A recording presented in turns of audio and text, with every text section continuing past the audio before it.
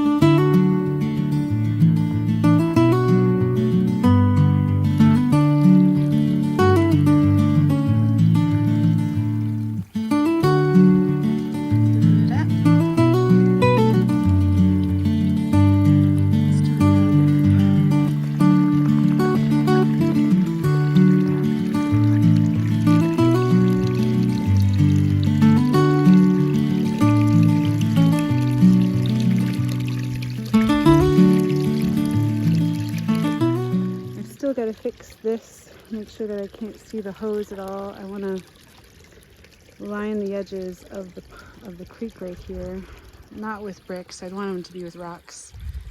I got these rocks hoisted up here with my son the other day, and then my husband got this really huge one and put that there for us, which is really nice. This is like the perfect size pond for a toddler or a baby to play in. It's about maybe 9 inches deep, so that's really nice. And then you'll see that's where the pump is coming out. The water is coming out of the pump, but I did need to fill it some more, so we're putting some hose water in right now. One of the things that was a little bit complicated with building the second pond is I had to put the pump hose from the bottom up to the second pond.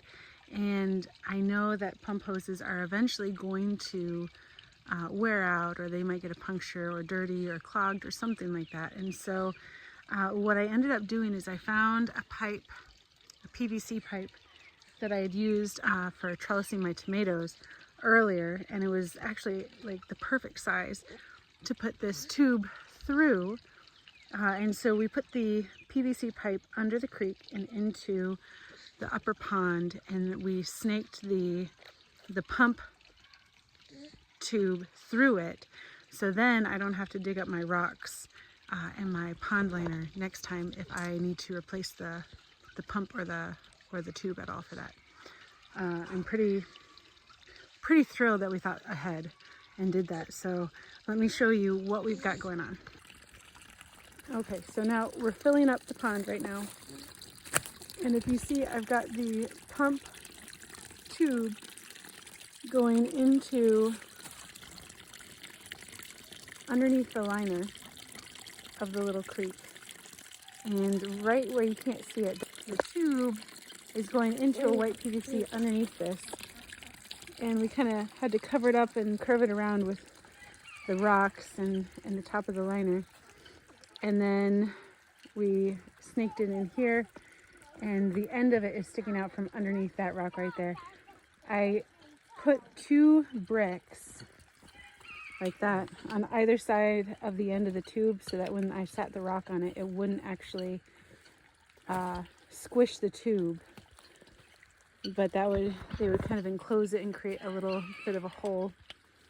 And so that is the strategy that we used there. And then we got a bunch of rocks. I still need to get more. My kids were really nice and brought me some right there, but we need to go find more to line the edges here. And then we can start planting. So I definitely have to finish making the beach area, and then yeah, there's quite a lot of little things that need to be done in order to make this the magical area that it needs to be. We've added some pretty sparklies that hopefully add a little bit of whimsy, especially once the leaves start growing on the flowers and the plants, and it shades it a little bit. It's definitely, these light catchers are going to catch the light and throw rainbows and sparkles everywhere once there's a little bit more shade in the area, so that's going to be nice. So this is really also an exciting find. As I was looking into ponds, somebody said that I need to get one of these, and they were super cheap. It was like $7, and I got it, and I think it's the greatest invention ever. Seriously. It is a pump filter bag, so no leaves or debris can get in towards the filter. And then I just pop it back down where it goes, and great things happen. I need to move this log now that I've figured out what I wanted to, now that I've gotten the bag around the pump. I think I'm going to put this log kind of over the hose so you can't see the hose, and it hides it a bit. I got to be careful because I don't know if you can see, but we have many piles of toad eggs in the pond already. So this is one, there's another one over here, and then there's another one over here as well. So that's also a big deal. I don't want the tadpoles to get into the pump. And so that pump basket will keep the tadpoles from getting sucked into the pump and probably not having a great time in there. It's really important to me that this is a wildlife refuge as well, and so we're trying to create a habitat here, and one of the best ways that we can do that is giving protected places. Like this log is kind of hollow underneath, and it curves around like this, so there's a nice hiding area underneath it. It's a good area for wildlife to climb up onto if they fall into the pond and they can't scoot up the rubber liner. The plants eventually will help with that as well, but I'm going to be planting tall stalk-like plants so that we can have dragonflies in here, and things like bladderwort, which will be clearing out and oxidizing the water. And anyway, so we've got shallow areas for butterflies and bees, especially with the little creek bed right here, and birds, and we've got a little beachy sand area. Something that's really important if you're trying to create a wildlife refuge with a water feature is by having different layers. So we have a real gradual shallow wading in area, which is the beachy area. We have a couple of 12 to 8 inch leveled areas. I have actually a 6-inch area, and then I have a really deep part that is about 24, 26 inches deep. And so we have lots of different environments. We're definitely going to be putting in lots of different plants, and I'm just, the different water temperatures that you get from the different levels is really important if you want to create good wildlife habitats. And perches are important if you want habitats for insects and birds and all the good stuff. So I'm just this is coming together so great. Okay, so this is what we got so far. We've got that log is covering the hose, and it's making it kind of a shallower area divided off.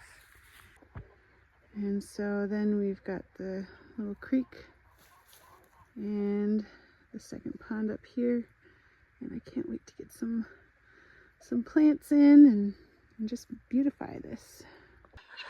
So looking at the edge of my upper pond here, I don't like how tall it is, and so I'm going to go around. I've already started doing it, and I'm going to lower the edge there, and then maybe that will flatten out some of the rocks so the parents who are here with the kids can kind of have a place to sit. Okay, so also the kids can have a place to sit. Yeah, so I'm going to lower this all down, and it'll be more flat, and maybe that will be more accommodating, and we'll see. I think that will be good.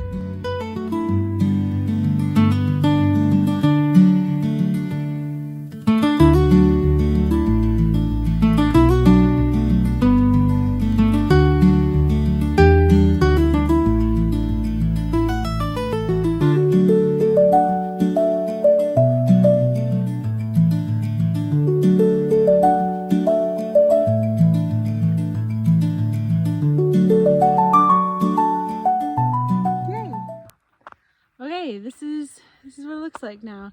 The edge is much more level, and this is less dramatic coming down. And I'm going to find more rocks somewhere on this property, because I have definitely been going everywhere and trying to find as many as I can. So at this point we are like diving through the woods, or maybe we just need to dig a hole somewhere. I don't know. But I need to complete this wall right here so that it comes around, and then I can enclose all the sand right there as well. And yeah, my little daffodil coming up in the rocks. But I like this a lot better.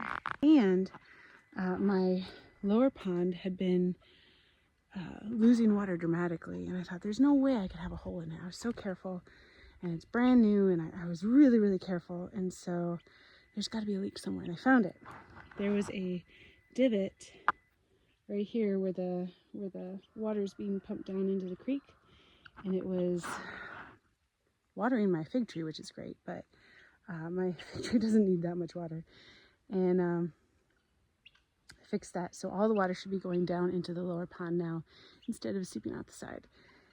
And okay, so we've got so far a fig tree right here, and then we've got the cherry tree, so fig, cherry. I did just plant a low bush blueberry, which is kind of like a ground cover blueberry, which will be really nice. I did plant another blueberry down here because I heard that bush berries are really good in this area, so got that going. And I'm probably going to plant something over here. I haven't figured it out yet. I want to be really intentional. I'm not usually intentional. Usually I buy things that I like and then I find a place for it, but I want to be intentional here. I don't know. Ideas? Anybody? Let me know in the comments below, please. One of my favorite things I've done is gathered up some really neat brass and copper little bugs and animals for my kids to play with in the sand. And I know that, well, the toad is definitely my favorite. There's a whole bunch in the bottom of the pond here. They were playing pick it up with their toes. Look at this salamander. And they love it. They love it. These so much more than the plastic toys that I brought out one day. Like, something about the metal makes it seem special to them. I don't know. But I keep them in this little treasure box. The ones at the bottom of the water I'm not going to get right now. but I keep them in this little treasure box. Kids got it this with some kinetic sand or something like that, but it's kind of perfect to keep all their stuff in. The key is in the sharp mouth there, and they put that in there, and then they get to get their treasure. All the ones that are down there are definitely, they fill this up, but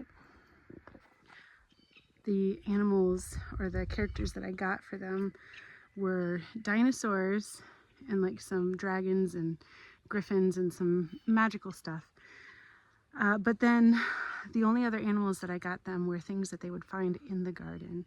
So toads and frogs and salamanders and butterflies and bees and slugs and birds.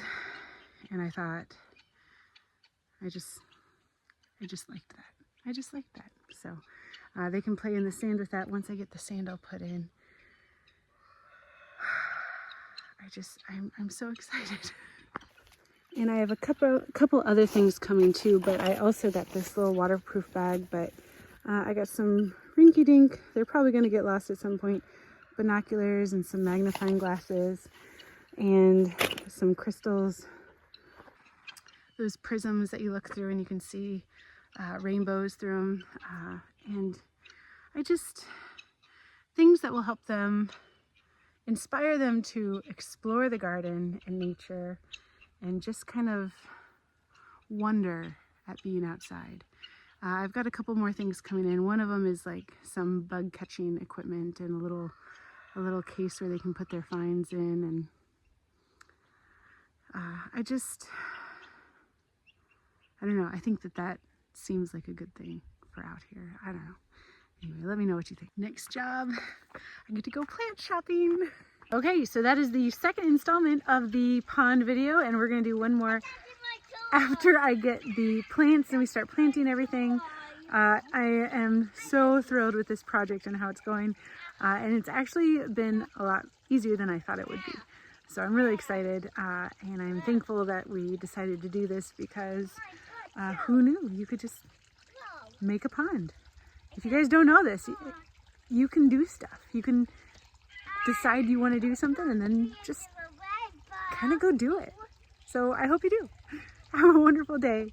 Like, subscribe, do all the things, and stay blessed.